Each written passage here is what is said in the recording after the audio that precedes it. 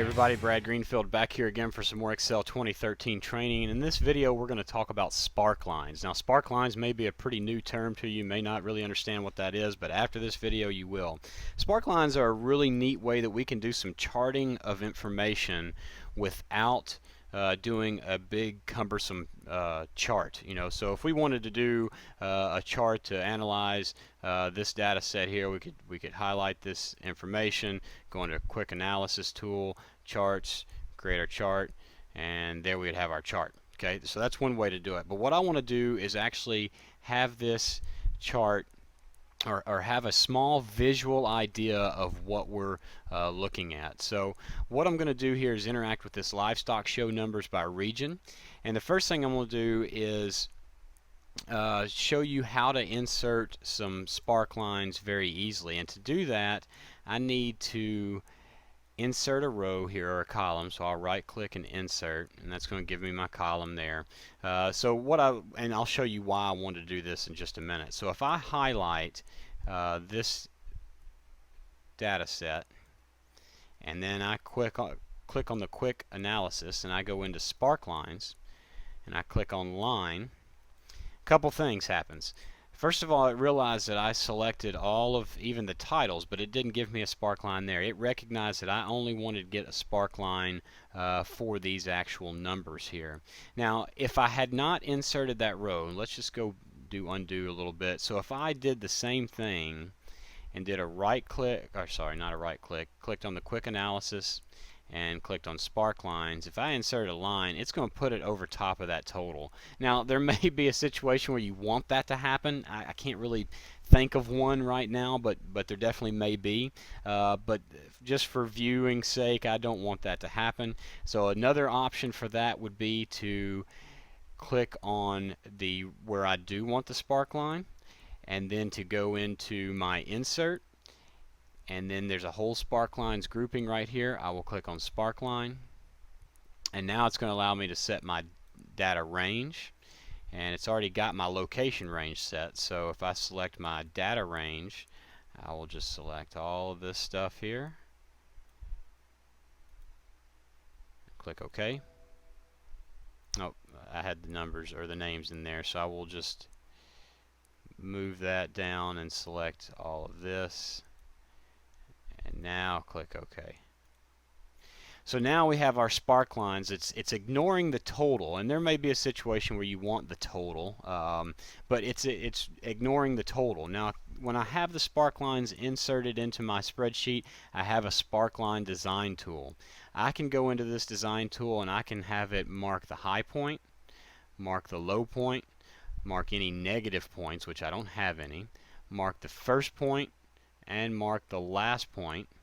Okay, and I can have other all point markers along the way. So if I click uncheck all that and just leave the markers in there, it's going to mark everything that I just did. Okay, so that's one way that you can do that. I'm going to uncheck that, and you can see here in my design tool I also have different colors of the sparkline that I could do. So several different things that we could do. We could go in here and change the sparkline color, change that to red if I wanted to. Okay, I can also go in here and change the actual width of the sparkline. Again, with those all highlighted, I go into sparkline color, and at the bottom of the sparkline color I've got weight, so I could change that to 3 point. It just gives it a little bit wider, more prominent look and feel. Now one thing I want to show you here, if I was to stretch this column out, so if I stretched column K out, it will flatten that sparkline a little bit. Now again, if I was to take all of the rows and make them wider or taller, if you will, it will also make the sparkline a little bit, I don't know what the term I'm looking for, but it makes it visually look a little bit more clear. So if you stretch it out, and then you may have to play with this to get it to have the impact that you really want it to have, to really get it right. I'm going to click undo and undo again and undo one more time just to get my thinner sparklines there. So as you can see here also, with all of these sparklines selected, in my Sparkline design tools, I can change it from line to a column, so I could have some columns there, and I could also do win or loss. Now that would be more better, it would be better used if we had some negatives there, but there are some different things that we could do. And to further give it a more visual effect, we could also go in and put the baseline. So with the Sparkline selected, I could go into my axis, click the drop down, and select show axis. So now it's going to give me a baseline of what we're looking at there.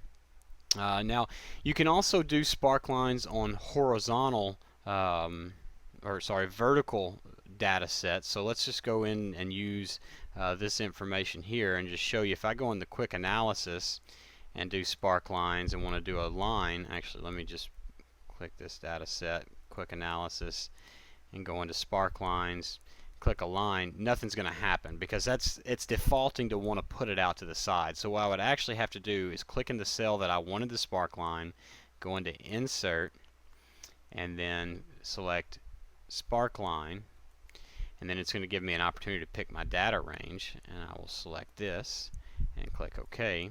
So now we have a Sparkline. Now it really doesn't make much sense to do that here, but I just want to show you that you can, and we can also go in and change that to a column.